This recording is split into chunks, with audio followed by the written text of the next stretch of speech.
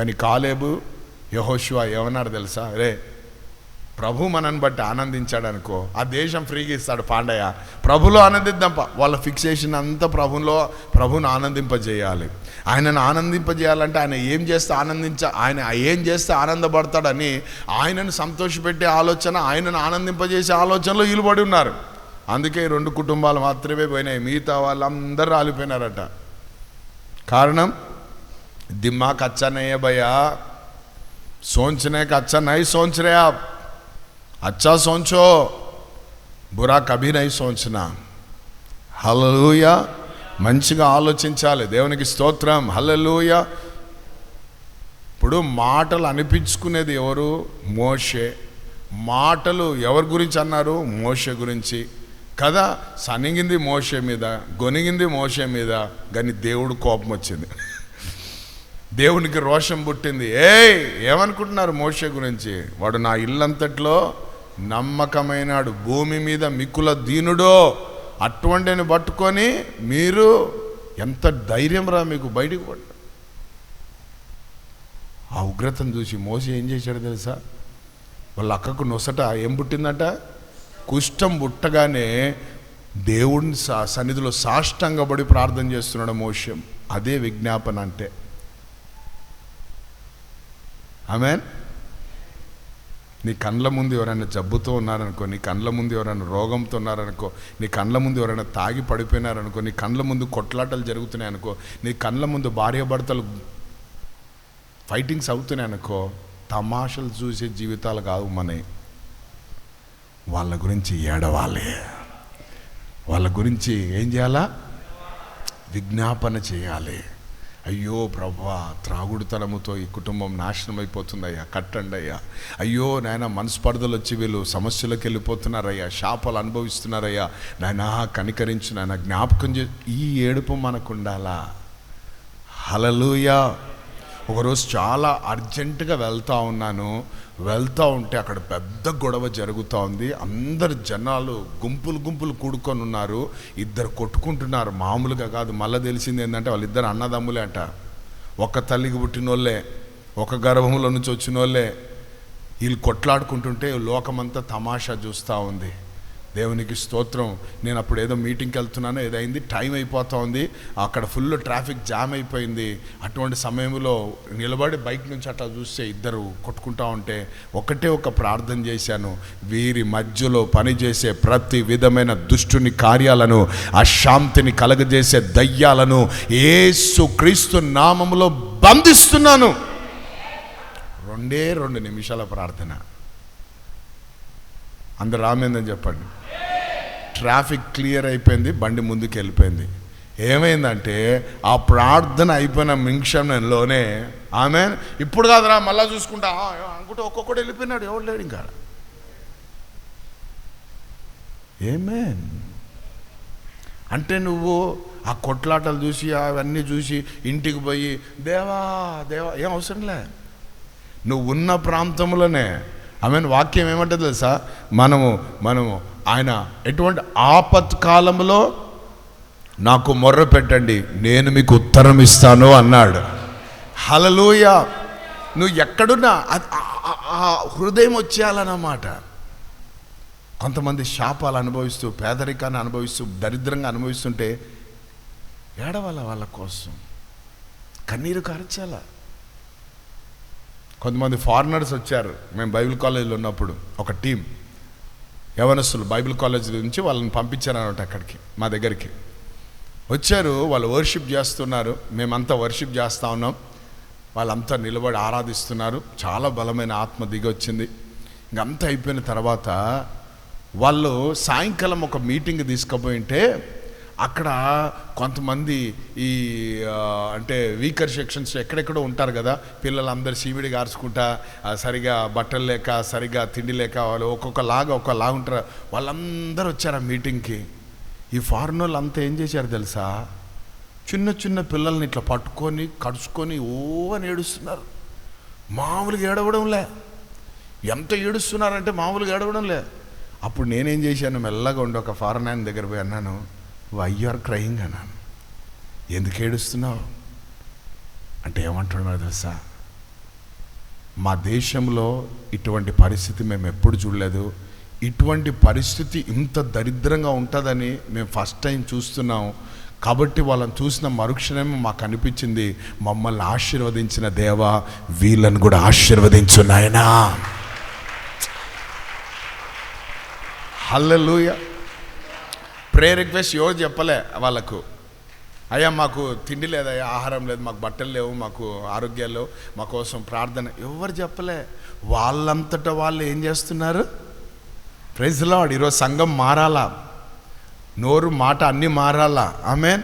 కష్టం ఉందమ్మా, సమస్య వచ్చిందా, పో పాస్టర్ అయ్య దగ్గర పో, ప్రార్థన చేస్తాడు పో. ప్రార్థన చేస్తాడు పో కాదు, ప్రార్థన చేస్తాము రా అని చెప్పాలి. మనం ప్రార్థన చేద్దాము అని చెప్పాలి. ఒక నిమిషం కళ్ళు మూసుకో, ఒక నిమిషం మోకరించు, ప్రార్థన చేసుకుందాం అనాలి అంతే. హల్లెలూయా, హల్లెలూయా. ఎందుకంటే నువ్వు చేసేది నేను చేసేది ఒకే నామం, అన్ని నామముల కంటే పై నామం యేసుక్రీస్తు నామం. ఆ నామంలో నువ్వు చేసినా నేను చేసినా ఆమేన్ అనేవాడు ఆయన, కార్యం చేసేవాడు ఆయన, జవాబిచ్చేవాడు ఆయన. విగ్రహాల్లాగా చేయొద్దు సేవకులను. ఏమే, సేవకుడంటే గౌరవం ఉండాలి, సేవకులంటే మర్యాద ఉండాలి. అరే ఎవరైనా సరే ఆమేన్ మా పాస్టర్ అయ్యా అని మానే కాదు. ఆమేన్. ఏ పాస్టర్ అయ్యానా కూడా, ఏ పాస్టర్ అమ్మ అన్నా కూడా మనము మర్యాద గౌరవం ఇవన్నీ ఉండాలి. అయితే వాళ్ళని మాత్రం ఏం చేద్దు, విగ్రహాల్లాగా మార్చుకోద్దు. Praise the Lord. హల్లెలూయా.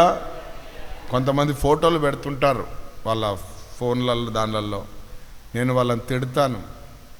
ఫోటోలో కొంత 2 మాటలు పెట్టుకో, వాక్యం ఎంత బాగుంటుంది అది, అదే బ్రతికిస్తుంది. మా ఫోటోలు ఏం చేస్తాయి? ఆమె ఫాస్ట్ బాగున్నట్టున్నాడే, మళ్ళీ వేరేగా పోవడానికి ఎందుకు వచ్చినా కూడా అదేదో వాక్యం పెట్టినామనుకో, అది బ్రతికిస్తుంది, నెమ్మదినిస్తుంది. ఏమో వచనమే వాడిని పరలోకానికి తీసుకుపోతుందేమో ఎవరికి తెలుసు. కాబట్టి జాగ్రత్తగా మెదులుకోవాలి. ఎందుకంటే ఈరోజు విగ్రహారాధికులు ఎక్కువైపోయినారు. ఆమేన్. హల్లెలూయా. దేవునికి స్తోత్రం. ఆ విగ్రహాలు కొట్టివేయబడాలి యేసు నామములో. విగ్రహాలు పోవాలి, విజ్ఞాపన యుద్ధము బయటికి రావాలి.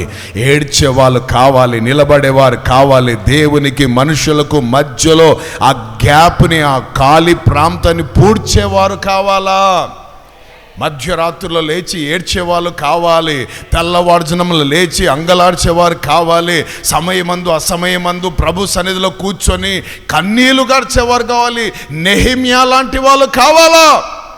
వీళ్ళందరూ ఆశీర్వదించబడిన వాళ్ళు. అబ్రహాం ఆశీర్వదించాడు, అసలు కొదవలేవు కానీ ఒక ఆత్మరక్షణ పొందుకోవాలని, ఒక కుటుంబం దేవుని సన్నిధిలో ఉండాలని, వారు అగ్ని చేత తాకబడొద్దని వాళ్ళ కోసం ఏడుస్తున్నాడు అబ్రహాం. రెండవదిగా చూస్తే మోషే తన కుటుంబంలో ఉన్న తన సహోదరి నిమిత్తం విజ్ఞాపన చేస్తున్నాడు. దయచేసి జ్ఞాపకం చేసుకునైనా నువ్వు మరి శిక్షిస్తామని నిలబడలేదయ్యా, పొరపాటు అయిపోయిందా అని వారి కోసం ఏం చేస్తున్నాడు? తెలుసో తెలియకో మాట్లాడారయ్యా, తెలుసో తెలియక చూశారయ్యా, తెలుసో తెలియక అని విజ్ఞాపన చేస్తున్నారు. దేవుని నామానికి మహిమ కలుగును గాక. దాని తర్వాత ఇంకొకటి చూడండి, 16:21. అదే అధ్యాయం, సంఖ్యాకాండం 16:21. 20:21 చదవండి. 20:21. మీరు ఈ సమాజములో నుండి అవతలికి వెళ్ళుడి, ఈ సమాజములో నుండి అవతలికి వెళ్ళండి, క్షణములో నేను వారిని కాల్చివేయుదునని మోషే అహరోనులతో చెప్పగా వారు సాగిలపడి సమస్త శరీరులకు దేవుడవైన దేవా, ఈ యొక్కడు పాపము చేసినందుకు ఈ సమస్త సమాజము మీద నీవు కోపపడుదువా అని వేడుకొనిరి. ఎవరిపైన? దాతాను, అభిరాము కదా, కోరావు, దాతాను, అభిరాము. ఈ ముగ్గురు ఇతని ఆత్మ మీద తిరుగుబాటు చేశారట, సేవకుని ఆత్మ మీద. ఎవరి మీద? ఆమేన్. హల్లెలూయా. ఒక చక్కటి మాట చూపిస్తాను చూడండి, ఇదే పట్టుకుని. తెస్సలోనీయులకు రాసిన పత్రిక 5వ అధ్యాయం 12వ వచనం, మరియు సహోదరులారా 11వ వచనం. కాబట్టి మీరిప్పుడు చేయుచున్నట్టుగానే ఒకని ఒకడు ఆదరించి ఒకడినొకడు క్షేమాభివృద్ధి కలగజేయుడి. మరియు సహోదరులారా మీలో ప్రయాసపడుచు ప్రభువునందు మీకు పైవారై ఉండి మీకు బుద్ధి చెప్పు వారిని మన్నను చేసి వారి పనిని బట్టి వారిని ప్రేమతో మిక్కిలి ఘనముగా ఎంచవలెనని వేడుకొనుచున్నాము. మరియు ఒకనితోనొకడు సమాధానముగా ఉండుడి. సహోదరులారా, మేము మీకు బోధించినది ఏమనగా, అక్రమముగా నడుచుకొను వారికి బుద్ధి చెప్పుడి, ధైర్యము చెడిన వారిని ధైర్యపరచుడి, బలహీనులకు ఊతనీయుడి, అందరి ఎడల దీర్ఘశాంతము గలవారై ఉండుడి. దేవునికి స్తోత్రం, హల్లెలూయా. కాబట్టి ఇక్కడ ఒక చక్కటి మాట ఏమంటున్నారు? 13వ వచనం, వారి పనిని బట్టి మీకు బుద్ధి చెప్పు వారిని మన్నన చేసి వారి పనిని బట్టి వారిని ప్రేమిస్తూ మిక్కిలి ఘనముగా ఎంచవలెనని వేడుకొనుచున్నాను. దేవునికి స్తోత్రం, హల్లెలూయా. దేవుని ప్రేమను ప్రకటించే వారికి ఎప్పుడు మనం ఏం చేయాలా? ఘనముగా ఎంచాలి. హల్లెలూయా. దేవునికి స్తోత్రం. డబ్బులు, పేర్లు, ప్రఖ్యాతులు, లోక సంబంధమైన పెద్ద అవసరం లేదు. సువార్త చెప్పు వారి పాదములు ఎంతో సుందరములు. దేవునికి స్తోత్రం, హల్లెలూయా. కాబట్టి కోరాహు, దాతాను, అభిరాము అనే వాళ్ళు ఏం చేశారు? మోషే ఆత్మ పైన తిరుగుబాటు చేశారు. మామూలుగా లేదు అది. అయితే అటువంటి సమయంలో దేవుడు అంటాడు, మీరందరు పక్కకు రండి, ఆ కోరాహు, దాతాను, అభిరాము వరకు సంబంధించిన వాళ్ళందరినీ ఒక దగ్గరికి తీసుకురండి అని చెప్పినప్పుడు, అంటే అగ్నితో ఆ ప్రాంతం అంతా కాల్చేస్తానన్నాడు దేవుడు. కానీ దైవ సేవకులు ఏం చేస్తున్నారు తెలుసా? సాగిలపడి సాష్టాంగపడి ఏం చేస్తున్నారు? వాళ్ళు విజ్ఞాపన చేస్తూ ఉన్నారు. ఎంత అద్భుతం కదా! శత్రువుల కోసం ఏం చేయాలంటే మనం ప్రార్థన చేయాలి, విజ్ఞాపన చేయాలి. హల్లెలూయా. వీరికి ఏమైనా అవసరం ఉందా? మా మీద పడి ఏడిసేవాళ్ళు, ప్రభువా వీళ్ళంతా చూసి ఆనందించేవాళ్ళు కాదు, వీళ్ళకు కరెక్ట్గా చేస్తున్నావు, నువ్వు న్యాయాధిపతివి నాయనా అని చెప్పాల. కానీ చెప్పడంలే. వాడు ఒక్కడు చేసిన పనికి అందరి మీదకి ఎందుకయ్యా ఈ శిక్ష? వద్దు నాయనా అని అడ్డుపడి సాగిలపడి కన్నీరుగా, అది విజ్ఞాపనలో ఉన్న గొప్పతనం. హల్లెలూయా. లేకపోతే ఆ రోజు ఇశ్రాయేల్ అందరినీ నామరూపం లేకుండా చేయాలని చూశాడు దేవుడు. ఈయన అడ్డుపడుతూనే ఉన్నాడు దేవుని బిడ్డ. అది విజ్ఞాపన చేసే వారిలో ఉన్న గొప్పతనం. ఇప్పుడు మనకు ప్రార్థనా గోపురం అనేది ఎందుకు పెట్టామంటే, మీరు కూడా మోషేలాగా, అహరోనులాగా, అబ్రహాములాగా అనేకుల మీదికి ఆ మరణదూత పని చేయకుండా అడ్డుపడేవారుగా మీరుండి ప్రార్థనలు చేస్తారన్నదే దానికోసమే అది తెరవబడింది. నిత్యం అక్కడ ఎందుకు ప్రార్థనలు జరగాలంటే, దాని ద్వారా ఎన్నో తప్పించబడతాయి, ఎన్నో విడిపించబడతాయి, ఎన్నో కార్యాలు జరగబడుతుంటాయి. యేసు ప్రభు రాకడ ఒక్క నిమిషంలో అయిపోతుంది. నేను అంటాను, ఒక కాలు బయట పెట్టాడు, ఇంకొక కాలు బయటికి పెడితే రాకడ వచ్చేసింది. కానీ ఎందుకు ఆలస్యం చేస్తున్నాడు తెలుసా? ఈ విజ్ఞాపనకర్తలు ఉండి ఏడుస్తున్నారు. ఎవరి కోసం?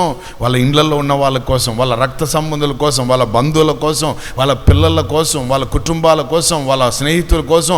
అయ్యా, ఇంకా మారు మనసు పొందలేదయ్యా, ఇంకా బాప్తిసం తీసుకోలేదయ్యా, ఇంకా మీ ప్రేమ దగ్గరికి రాలేదయ్యా, ఇంకా మీ అందు నిలిచి ఉండలేదయ్యా, అయ్యా వారిని జ్ఞాపకం చేసుకోండి అయ్యా, వారిని నడిపించండి అయ్యా, వారిని మీ సన్నిధికి నడిపించండి అయ్యా, నాయనా వారిని రక్షించుకోండి అని ఈ విజ్ఞాపన ఆయన ఆపుతుంది. లేకపోతే అన్నీ కూడా ప్రభు సన్నిధిలో విజ్ఞాపన చేస్తున్నాయి. సృష్టి యావత్తు ఏం చేస్తుందంట? విజ్ఞాపన చేస్తుంది. ఎప్పుడు తీరుస్తావయ్యా తీర్పు? మేము మొయ్యలేకపోతున్నాం ఈ పాపాన్ని, చూడలేకపోతున్నాం ఈ ఘోరాన్ని, ఎప్పుడయ్యా ఎప్పుడయ్యా అంటుంటే ఈయన ఆగుతున్నాడు. కారణం ఏంటంటే ఇటువంటి అబ్రహాము లాంటోళ్ళు, మోషే లాంటోళ్ళు, నెహిమియా లాంటోళ్ళు, ఎజ్రా లాంటోళ్ళు, ఎస్తేర్ లాంటోళ్ళు విజ్ఞాపనలు చేస్తున్నారు కాబట్టి ఆ విజ్ఞాపనని వాళ్ళని ఆపుతా ఉంది. కాబట్టి ఆ పరిచర్యలో మనం నిలబడాలని ఈరోజు ప్రభు మనతో మాట్లాడుతున్నాడు. ఎంతమంది ఆ పరిచర్యకు రావాలని ఇష్టపడుతున్నారు? హల్లెలూయా. విజ్ఞాపన ప్రార్థనలో, ఆ పరిచర్యలో నువ్వు నిలబడితే చివరిగా చెప్తున్న మాట, రెండంతల ఆశీర్వాదము దేవుడు నీ కొరకు సిద్ధపరుస్తాడు. ఆమేన్. రెండంతలైనా కావచ్చు, ఏడంతలైనా కావచ్చు, 1000 అంతలైనా కావచ్చు. హల్లెలూయా.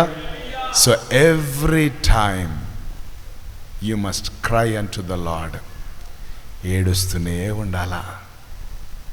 ఎప్పుడు నీ కళ్ళల్లో ఏం కనబడుతుండాలా? కన్నీరు కనబడుతుండాలా. గువ్వ కళ్ళల్లో ఏముంటాయట? నీళ్లు మెదులుతూ ఉంటాయట. Praise the lord. అది అంటూ ఉంటుంది, ఒక శబ్దం వినపడుతూ ఉంటుంది. అది అటువంటి విజ్ఞాపన మన జీవితంలో ఉండాలి. ఎవరిని చూసినా విజ్ఞాపన చేస్తూనే ఉండాలి. దూషించొద్దు ఎవరిని కూడా. ఏ కులాన్ని దూషించొద్దు, ఏ మతాన్ని దూషించొద్దు, ఎవరిని దూషించొద్దు. అయ్యా వాళ్ళలో ఉన్న అజ్ఞానాన్ని తొలగించయ్యా, వాళ్ళలో ఉన్న మూర్ఖత్వం తీసేయ్యా అయ్యా, వాళ్ళ మనోనేత్రాలు వెలిగించండి అయ్యా. అయ్యా తెలవక మాట్లాడుతున్నారు, అయ్యా తెలియక ఆగిపోయినారు, అయ్యా తెలియక చేస్తున్నారు, జ్ఞాపకం చేసుకున్నాను. ఈ ప్రార్థనే ఉండాలి మనకు. అందుకే యేసు ప్రభు చివరి శ్వాస ఈ లోకములో వదిలిపెట్టే ముందు ఆ 3 మేకుల మధ్యలో ఆయన చేసిన ప్రార్థన ఏంటో తెలుసా? విజ్ఞాపన ప్రార్థన. మొట్టమొదటి మాట ఏమన్నాడు? తండ్రి వీరు ఏమి చేయుచున్నారో వీరు ఎరగరు కనుక వీరిని. అది ప్రార్థన. ఆయన క్షమించాడు కాబట్టి ఈరోజు మనం అందరము క్షేమంగా ఆయన సన్నిధిలో ఆయన నామాన్ని స్మరించుకుంటూ భజించుకుంటూ సాగిపోతూ ఉన్నాం. క్షమించకునింటే ఈరోజు మనం ఎవరమో ఇక్కడ అసలు భూమిపైన ఉండేవాళ్ళం కాదు. మనం అడ్రస్సే లేదు మనకు. సో ఈరోజు విజ్ఞాపన చేయాలి. ఏం చేయాలా? విజ్ఞాపన. ఆమేన్. మొన్నటి దినాన నేను ఒక హాస్పిటల్ దగ్గరికి వెళ్ళింటే ఒక సహోదరులు వచ్చారు. ఒక సహోదరుడు, వాళ్ళ భార్య, వాళ్ళ పాప, 3 కలిసి వచ్చారు. ఏదో బద్వేలు ప్రాంతం నుంచి, ఆ మారుమూల గ్రామంలోంచి వచ్చారు వాళ్ళు. వాళ్ళ అమ్మాయికి ఏదో హాస్పిటల్లో వాళ్ళ ఆమెకి కళ్ళు చూపించుకోవడానికి వచ్చారు. మమ్మల్ని చూశారు. చూసిన వెంటనే అయ్యా మీరు టీవీలో చెప్పేవాళ్ళు కదా అన్నారు ఆమె. అంటే అవునమ్మా అంటే మేము చూస్తుంటామయ్యా, చాలాసార్లు చూసాం, బలపరచబడ్డామయ్యా వాక్యం ద్వారా, దేవుడు మాతో ఎంతో ఘనంగా మాట్లాడాడయ్యా అని చెప్పి ఇంకా వాళ్ళ సంతోషానికి హద్దులు లేవు అని చెప్తామంటే నేను అన్నాను, మీరు ఏ ఊరు, మీరేమిటోళ్ళు, ఇవన్నీ అడిగా నేను. ఎట్లా ప్రభువుని తెలుసుకున్నారు మీరు? రక్షింపబడ్డారా మీరు? మీ హృదయం దేవునికి ఇచ్చారా? ఏ మందిరానికి వెళ్తారు? ఇదే మనం అడిగేది అని అడుగుదామనే లోపల ఆయనే ఉండి అయ్యా అని అని ఏడుస్తున్నాడు ఆయన. ఏమైంది బాబు బ్రదర్ అంటే చెప్పాడు, మేము పలానా వాళ్ళం, మా గ్రామంలో మేము ఒక్కలమే నమ్ముకున్నామయ్యా, నేను నా భార్య నా పిల్లలు 2. సో మమ్మల్ని ఎవ్వరు దగ్గరికి రానియరు, మమ్మల్ని అందరూ వెలివేశారు, మేమంటే ఎవ్వరికి పడదు. అయితే మేము ప్రభుని ఎందుకు నమ్మామంటే పుట్టినప్పటి నుండి మా బిడ్డ పాకుతా పోయేది. అయితే ఒకరోజు ఒక ప్రార్థనకు పిలిస్తే మేము పోయాం. ఆ ప్రార్థనకు పోయిన మరుక్షణమే లేచి నడవడం ప్రారంభించింది ఆ పాప. అది చూసిన తర్వాత ఇక నిజ దేవుడు ఈయన్నే అని నేను తెలుసుకొని, ఇంకా ఈయన తప్ప ఇంకా దైవం లేదని ఆయనను నమ్ముకొని మేము మారు మనసు పొంది బాప్తీసం తీసుకొని పలానా ప్రాంతంలో పలానా మందిరానికి వెళ్తున్నాం. కాకపోతే మమ్మల్ని ఎవ్వరు పట్టించుకోరయ్యా. అయితే అయ్యా ఒకటయ్యా, చిన్న విన్నపమయ్యా అన్నాడు. అంటే ఏంది చెప్పు అంటే, మా గ్రామం కోసం, మా ప్రజల కోసం, మా రక్త సంబంధుల కోసం ప్రార్థన చేయండి అయ్యా అని చెప్తూ ప్యాంట్ ఇట్లా పైకి ఎత్తాడు. ఏంద్రబ్బా అంటే ఆయన మోకాళ్ళకి ఇంత కాయలున్నాయి. ఏమంటాడు తెలుసా, ప్రతిరోజు నేను 2 లేక 3 గంటలు మా ఊరి వాళ్ళ కోసం, మా రక్త సంబంధుల కోసం, మా బంధువుల కోసం నేను విజ్ఞాపన చేస్తున్నాను అయ్యా దేవుని దగ్గర. ఏడుస్తూనే ఉన్నాడు. నాకు ఆ కన్నీళ్ళు చూస్తూనే అనిపించింది, వీడు ప్రార్థనా పరుడు రాని. ఎందుకంటే ఈ ప్రార్థనా పరులు ఎక్కువ దేవునితో మాట్లాడి వాళ్ళ హృదయం ఎట్లుంటుంది తెలుసా, మెత్తగా ఉంటుంది. ఏం అంట కూడా ఆమె ఈ ప్రార్థన అలవాటు ఉండదు. అంటే ఆత్మతో సత్యంతో ప్రార్థన చేసే, విజ్ఞాపన చేసే, ఎవరికో కష్టం వస్తే ఈడికే వచ్చినట్టు ఫీల్ అయిపోయి ప్రార్థన చేస్తున్నాడు. ప్రార్థన చేయరు చూడు, అటువంటి వాళ్ళు ఎట్లుంటారు అంటే బండల్లాగా ఉంటారు. తలలు పగులుతున్నా, రక్తాలు కారుతున్నా, పోనీ నాకేం, ఎందుకు ఏమున్నాయి లోపల, ఏమైంది? హల్లెలూయా. ఏమన్నా మీకేమైనా బంధువా సిస్టర్, మీకేమైనా బంధువా? ఎందుకు అంత ఏడుస్తున్నారు? బంధువు కాదయ్యా, దేవుని సృష్టి అయి ఉన్నారయ్యా. దేవుడు కలగజేశాడయ్యా, ఆయన స్వరూపంలో వాళ్ళు తప్పిపోతుంటే తట్టుకోలేక ఏడుపు వస్తుందయ్యా అన్న సాక్ష్యం మనం వినాలి. ఆమేన్, హల్లెలూయా. సో కాయలు కాసి అంతగా వాళ్ళ గ్రామం కోసం ప్రార్థన చేస్తున్నాడు, వాళ్ళ ప్రాంతం కోసం ప్రార్థన చేస్తున్నాడు. అప్పుడు నేను ఆ టైంలో నాకు ఒక వచనం గుర్తుకొచ్చింది. అపోస్తుల కార్యములు 16లో ఉంటుంది కదా. అప్పుడు వెంటనే అన్నాను, అన్నా యేసు క్రీస్తునందు నువ్వు విశ్వాసం ఉంచావు, నీ విశ్వాసమును బట్టి నీవు నీ ఇంటి వారు రక్షింపబడతారు. పో, నీ గ్రామం కూడా రక్షింపబడుతుంది, నీ ప్రాంతం కూడా రక్షింపబడుతుంది. దేవునికి స్తోత్రం, హల్లెలూయా అని. హాస్పిటల్ ముందు ఈ ప్రార్థనా పరులు ఎట్లుంటారు చూడండి, టపాకని మోకరించినాడు ఆయన. అయ్యగారు నా కోసం ప్రార్థన చేయండి అని. అందరూ చూస్తున్నారు. అద్భుతం ఏంటంటే, ప్రార్థన చేయించుకునేవాడికి సిగ్గు లేకుండా మోకరిస్తే ప్రార్థన చేసేటోడు నాకెందుకు సిగ్గు అని నేను కూడా చేతులు పెట్టి గట్టిగా ప్రార్థన చేశాను. అందరూ సైలెంట్ అయిపోయినారు. రోడ్ల మీద ప్రార్థనలు. దేవునికి స్తోత్రం, హల్లెలూయా. మళ్ళీ దానికి స్పెషల్ ఓపెన్ ప్రేయర్ మీటింగ్లు ఏం లేవు. ఆమేన్, అంతే, హల్లెలూయా. ఆ ప్రార్థన పవర్ తెలిస్తే అంత పవర్ ఉంటుంది. దేవునికి స్తోత్రం. చివరిగా ఒక మాట చెప్పి ప్రార్థన చేస్తాను. ఒక ప్రవచనాత్మకమైన మాట చెప్తున్నాను. నీవు మోకాళ్ళ మీద నిలబడితే ప్రతిది కూడా నీ ఎదుట మోకరిస్తుంది. దేవుని బిడ్డలారా, ప్రతి ఒక్క సమస్య, ప్రతి ఒక్క రోగం, ప్రతి ఒక్క అపజయం, ప్రతి ఒక్క కీడు, ప్రతి ఒక్క తెగులు నీ మీద మోకరిస్తుంది, నీ ఎదుట మోకరిస్తుంది. ఎందుకు? నువ్వు మోకరించావు కాబట్టి. బ్యూటీ ఏం చెప్పాలా, గెత్సేమనే తోటలో యేసుక్రీస్తు ప్రభువారు మోకాళ్ళ మీద ఉండి విజ్ఞాపన చేస్తూ ఉంటే, ఆమేన్, ఆకాశము నుండి దేవదూత అతన్ని బలపరచడం ప్రారంభించిందట. నీ బలం ఎక్కడి నుంచి వస్తుంది తెలుసా? మీ అమ్మ దగ్గర నుంచి రాదు, మీ ఆయన దగ్గర నుంచి రాదు, మీ ఆమె దగ్గర నుంచి రాదు, మీ తల్లిదండ్రుల దగ్గర నుంచి రాదు, ఎవరి దగ్గర నుంచి రాదు. మీ బలము యేసయ్య దగ్గర నుంచే వస్తుంది. ఆకాశముందున్న దేవుడు నిన్ను ఆశీర్వదించడం ప్రారంభిస్తాడు, బలపరచడం ప్రారంభిస్తాడు, ధైర్యపరచడం ప్రారంభిస్తాడు. ఇతరుల కొరకు ఏడవడం నేర్చుకోవాలి, ఇతరుల గురించి ఏడవడం నేర్చుకోవాలి, ఇతరుల మీద పడి ఏడవడం కాదు.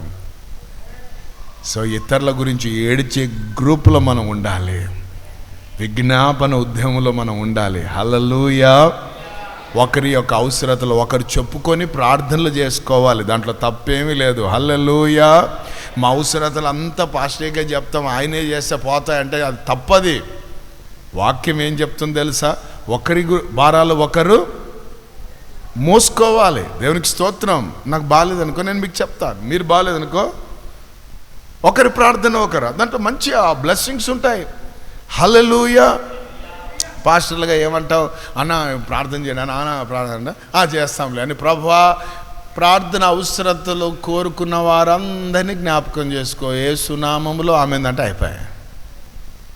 పేరు ఎక్కడుంది, పరిస్థితి ఎక్కడుంది? ఎందుకు ఒక్కరి ఇద్దరంటే కదా, ఇన్ని వందల మంది అంటే ఎక్కడ గుర్తుంటుంది పాస్టర్లకు? అందుకే ఒకరి గురించి ఒకరు. ఆమేన్. అందుకే ఎవరితో ఫ్రెండ్షిప్ చేయాలంటే బాగా తగ్గింపుతో కలిసి ప్రార్థన చేసేవారితో కలుసుకోవాలి మనం. అప్పుడు ఏమవుతుందంటే ఆ ప్రార్థనలో బలం ఉంటుంది, ప్రభావం ఉంటుంది. ఆమేన్. ప్రభు అదే అన్నాడు, ఇద్దరు లేక ముగ్గురు ఈ భూమి మీద ఏదైతే బంధిస్తారో అది పరలోకమందు బంధించబడుతుంది, ఏదైతే విప్పుతారో అది విప్పబడుతుంది. దేవునికి స్తోత్రం. హల్లెలూయా. సముద్రాలు దాటించడానికి శిష్యులను తీసుకొని పోలే యేసు ప్రభువారు. ప్రజల మధ్యలో మీటింగ్లకు ఇప్పుడు శిష్యులను తీసుకోవాలి, వడ్డీయడానికి శిష్యులను తీసుకుపోలే, అన్నిటికీ తీసుకుపోయాడు. అయితే ప్రార్థనలకు కూడా తీసుకుపోయినాడు ఆయన. అంటే విజ్ఞాపన చేయడం నేర్చుకోండి అని. సో ఈరోజు మనకు అవసరమైందంతా ఒకటే, విజ్ఞాపన ప్రార్థన. అందరూ ఆమెందని చెప్పండి. నెహెమియా ఎంత రేంజ్లో ఉన్నాడంటే ద్రాక్షారసం అందించేవాడు ఆయన. ఆయనకేం తక్కువ ఉందా? నిత్యం రాజుగారు ముఖం చూసుకునేటోడు ఆయన. ఇస్సా రాజు నాకు ఆ కోట కావాలంటే తీసుకుపో నెహెమియా అంటాడు దేవుడు. ఆ రాజు అంత కెపాసిటీ ఉన్నాడు. కానీ ఒక వార్త విన్న వెంటనే ముఖమంతా మాడుముఖం అయిపోయిందట, ముఖమంతా పోయిందట, కళ లేదు. రాజుకు పోతున్నాడు, ఇస్తున్నాడు, కానీ మామూలుగా ఉన్నాడు. రాజుగారు గమనించారు, ఏం రా హుషారుగా ఇస్తలేవు నువ్వు, ఈరోజు ఏంది ముఖం అంతా సప్పడైపోయింది ముఖం అనగానే భయపడ్డాడంట. ఓయమ్మ, రాజుగారికి నా ముఖం గురించి కళ తెలిసిపోయింది. ఎందుకంటే హృదయం దాంతో ఉంది, మనసు అంతా దాని మీద ఉంది. ఆమేన్. అందుకే అన్నాడు ఒక ఆయన, face is the index of your mind. His mind is not in a stability, his mind is fully disturbed. Why? Because he heard a news. ఒక వార్త విన్నాడు. అదేంటంటే పితరులున్న పట్టణం, పితరుల సమాధులున్న పట్టణం ఏమైపోయింది? తగులబడింది, కాల్చబడింది. ఆ మాట విన్న మరుక్షణమే, కాల్తే కాలంలే, మనకు సెటిల్ అయిపోయినాం, ఎవరు పట్టించుకోవద్దు, మనం మన పిల్లలు మనం హ్యాపీగా ఉండాలి, అంతే. హ్యాపీ అన్నా, మేము ఎవ్వరు జోలికి పోమన్నా, పక్కింటి వాళ్ళతో మాకు పనిలే, ఎదుంటోళ్ళ ఎవరు, నేను నా పిల్లలు హ్యాపీ అన్నా, నేను నువ్వు నా ఇంటి వారు హ్యాపీ అన్నా. నేమీ అట్లా అనుకోలే. Amen. Is a man of prayer. దావీదు గుడారం ఏమైపోయింది? కాలిపోయిందా? డిస్ట్రాయ్ అయిపోయిందా? మా పితరుల సమాధులున్న ప్రాంతాలు, ఆ ప్రాంతాలన్నీ తగలబడ్డాయా? శత్రువు కాల్ చేశాడా? లేదు, మళ్ళా కట్టాలా, దాన్ని తిరిగి ఏదో చేయాలని అని లోపల ఏముంది ఆయనకు? భారం ఉంది. స్వార్థం పెరిగిపోయింది ప్రభువా, దురాశలు పెరిగిపోయినాయి ప్రభువా, స్వనీతి పెరిగిపోయింది ప్రభువా, నాయన అక్రమము విస్తరిస్తుంది ప్రభువా. నాయనా ఎవరికి వారే జ్ఞానవంతులు అనుకుంటున్నారు, ఎవరికి వారే బుద్ధిమంతులు అనుకుంటున్నారు అయ్యా, ఎవరికి వారే పరిశుద్ధులు అనుకుంటున్న పరిస్థితులు ప్రభువా. నాయనా అటువంటి మూర్ఖమైన ఆలోచనలు, అటువంటి స్వభావాలన్నీ తొలగించండి అయ్యా. నాయనా నీవు దీనుడవు సాత్వికుడవని మీ వాక్యం సెలవిచ్చినట్లు నేను దీనుడను సాత్వికుడను, నా యొద్దకు వచ్చి మీరు నేర్చుకోమన్నారయ్యా. మీ సెలవును ఎత్తుకొని నాయనా మీ యొద్దనైనా మేము నేర్చుకునే కృపమకు నేర్పించమని ప్రార్థిస్తున్నాం తండ్రి. మీ కృపచేత నింపండి. ఈ వాక్యాన్ని మా అందరి హృదయాల్లో నీరు కట్టి ఫలింపజేయమని మీకే స్తుతి ఘనత మహిమా ప్రభావాలు చెల్లిస్తూ యేసుక్రీస్తు అతి పరిశుద్ధమైన నామములో ప్రార్థిస్తూ వేడుకుంటున్నాం మా పరలోకపు తండ్రి. ఆమేన్.